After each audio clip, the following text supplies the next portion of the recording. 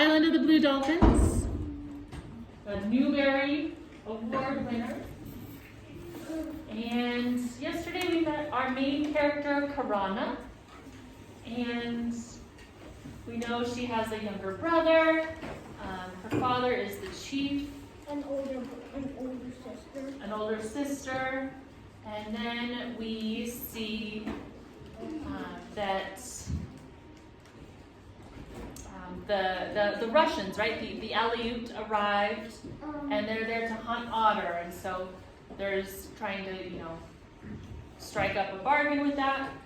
But then while they were there, there was this these fish that were as big as women that washed up, and they just had a short time. So the tribe brings in all of these fish, and the Aleut are like, hey, we want some. So I'm going to back up and reread a little bit. And then Aleut is the name of the people that are there.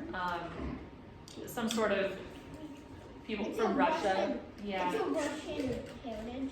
Oh, is it? Yeah. There were enough for everyone in our tribe for supper that night and the next. But in the morning, 2 Aleuts came to the village and asked to speak with my father. "You have fish," one of them said. "Enough only for my people," my father answered. "You have 14 fish," the Aleut said.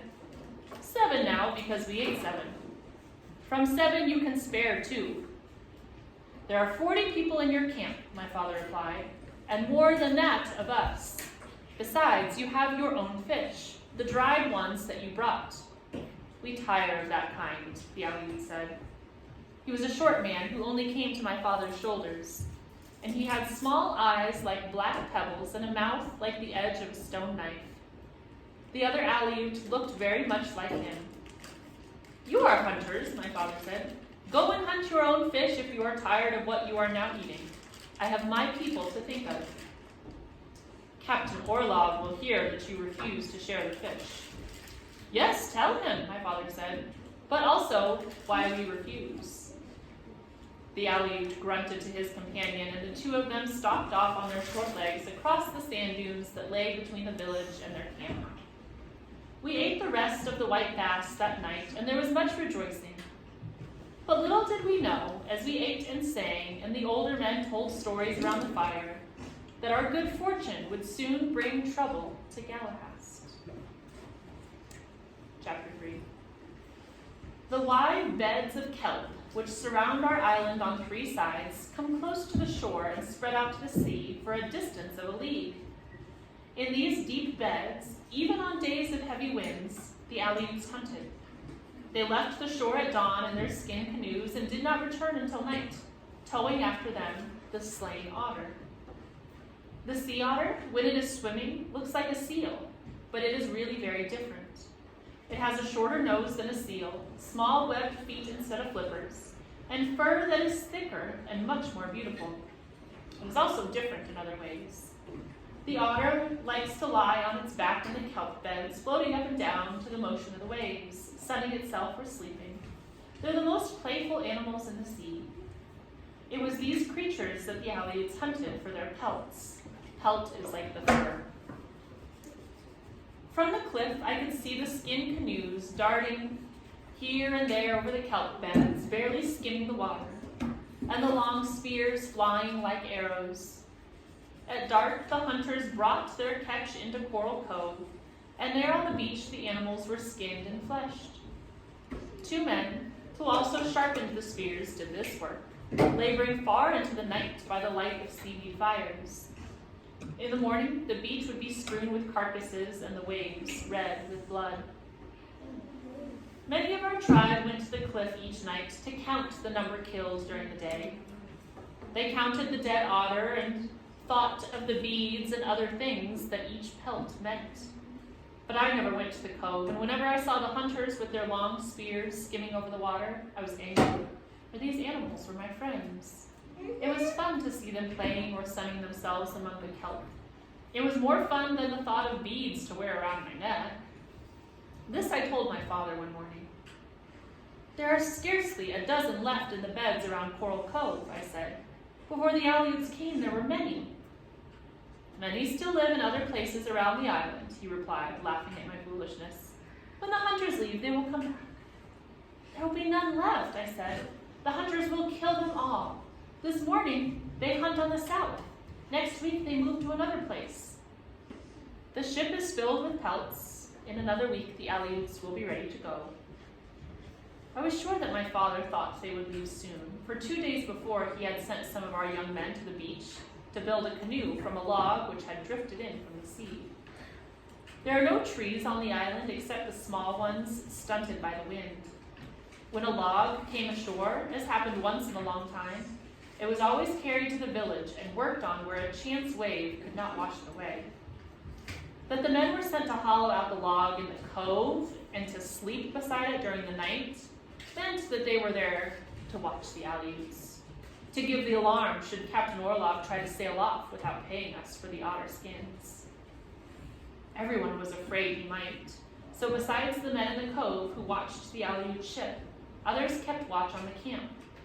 Every hour someone brought news. Ulape said that the Aleut woman spent a whole afternoon cleaning her skin aprons, which she had not done before while she had been there. Early one morning, Ramos said he had just seen Captain Orlov carefully trimming his beard so that it looked the way it did when he first came. The Aleuts, who sharpened the long spears, stopped this work and gave all their time to skinning the otter, which were brought in at dusk. We in the village of Galahast knew that Captain Orlov and his hunters were getting ready to leave the island. Would he pay us for the otter he had killed, or would he try to sneak away in the night? Would our men have to fight for our rightful share? These questions everyone asked while the Aleuts went about their preparations. Everyone except my father, who said nothing, but each night worked on the new spear he was making. Chapter 4. The Aleuts left on a sunless day. Out of the north, deep waves rolled down upon the island. They broke against the rocks and roared into the caves, sending up white sprays of water. Before night, a storm would certainly strike. Not long after dawn, the Aleuts took down their skin tents and carried them to the beach. Captain Orlov had not paid my father for the otter he had killed. So when the news came that the hunters had packed their tents, all of our tribe left the village and hurried toward Coral Cove. The men with their weapons went first, and the women followed. The men took the trail that led to the beach, but the women hid themselves among the brush on the cliff. Ulape and I went together far out on the ledge where I had hidden before when the hunters first came. The tide was low, and the rocks and the narrow beach were scattered with bundles of otter pelts. Half of the hunters were on the ship. The rest were wading into the water, tossing the skins into the boat. The Aleuts laughed while they worked, as if they were happy to leave the island. My father was talking to Captain Orlov. I could not hear their words because of the noise the hunters made, but from the way my father shook his head, I knew he was not pleased.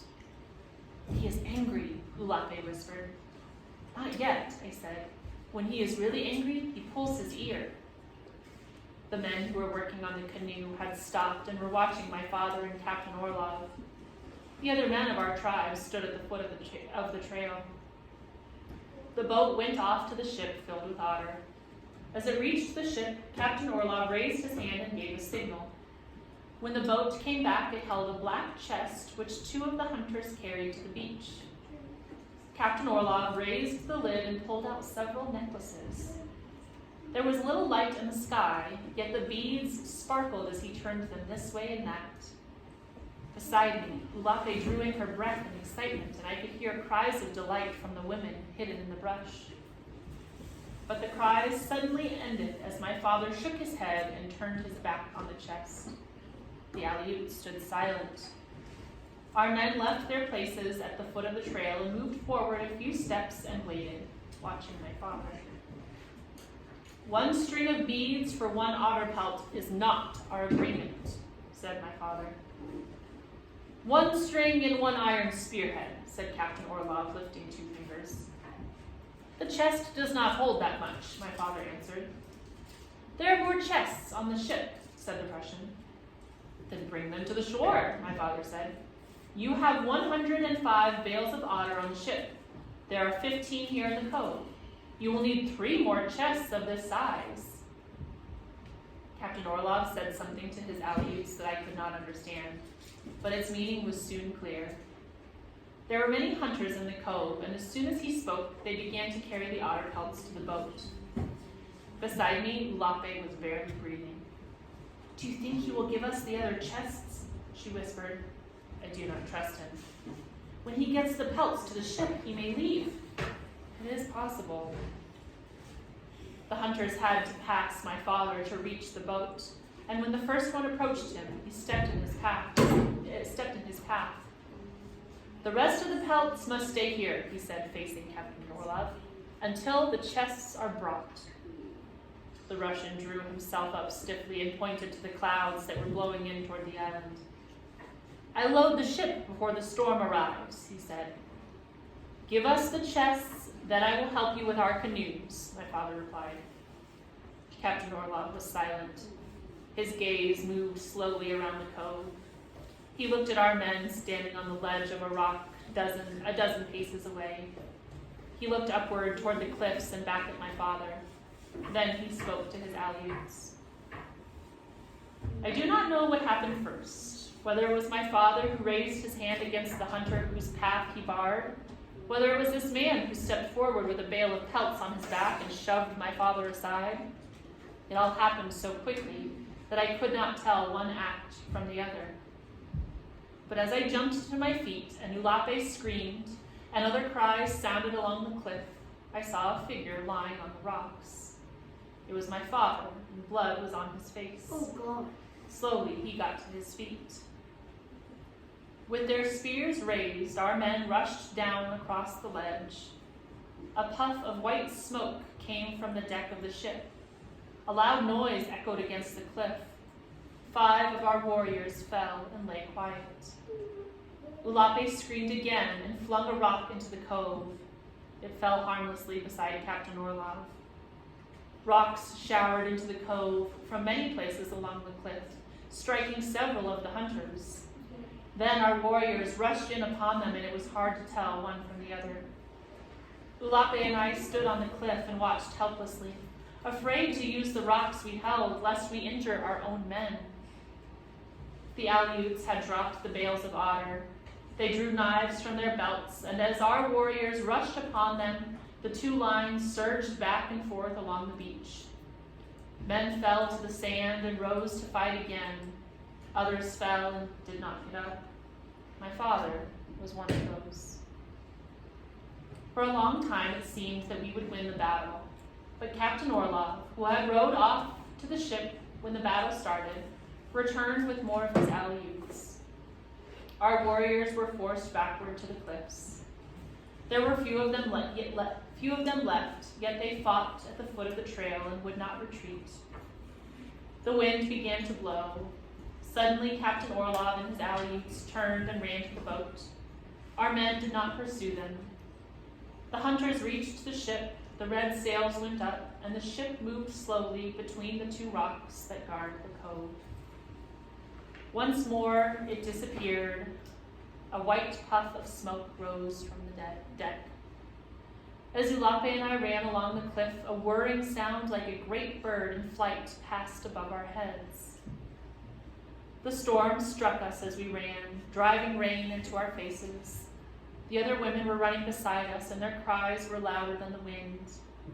At the bottom of the trail, we came upon our warriors. Many had fought on the beach.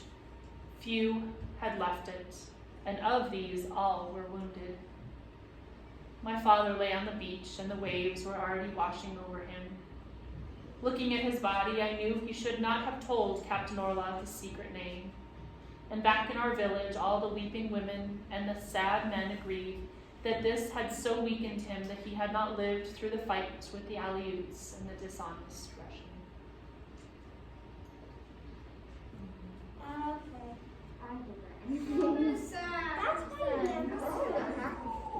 I'm going to keep reading. I might be able to finish this next chapter. It's a short one. Chapter 5. That night was the most terrible time in all the memory of Galahast. When the fateful day had dawned, the tribe numbered 42 men, counting those who were too old to fight. When night came and the women had carried back to the village those who had died on the beach of Coral Cove, there remained only 15. Of these, 7 were old men. There was no woman who had not lost a father or a husband, a brother or a son. The storm lasted 2 days, and on the 3rd day we buried our dead on the south headland. The Aleuts who had fallen on the beach we burned. For many days after that, the village was quiet. People went out only to gather food and came back to eat in silence. Some wished to leave and go in their canoes to the island called Santa Catalina, which lies far off to the east, but others said that there was little water on that island. In the end, a council was held and it was decided to stay at Galahast. The council also chose a new chief to take my father's place. His name was Kimki. He was very old, but he had been a good man in his youth and a good hunter. The night he was chosen to be chief, he called everyone together, saying, "Most of those who snared fowl and found fish in the deep water and built canoes are gone. The women, who were never asked to do more than stay at home, cook food, and make clothing, now must take the place of the men and face the dangers which abound beyond the village. There will be grumbling in Galahast because of this. These people will be punished, for without the help of all will die." Kimki portioned work for each one in the tribe, giving Ulape and me the task of gathering abalones. This shellfish grew on the rocks along the shore and was plentiful. We gathered them at low tide in baskets and carried them to the mesa, where we cut the dark red flesh from the shell and placed it on flat rocks to dry in the sun. Ramo had the task of keeping the abalones safe from the gulls and especially the wild dogs. Dozens of our animals, which had left the village when their owners had died, joined the wild pack that roamed the island. They soon grew fierce as the wild ones and only came back to the village to steal food. Each day, toward evening, Ulape and I helped Ramo put the abalones in baskets and carry them to the village for safekeeping. During this time, other women were gathering the scarlet apples that grow on the cactus bushes and are called tunas.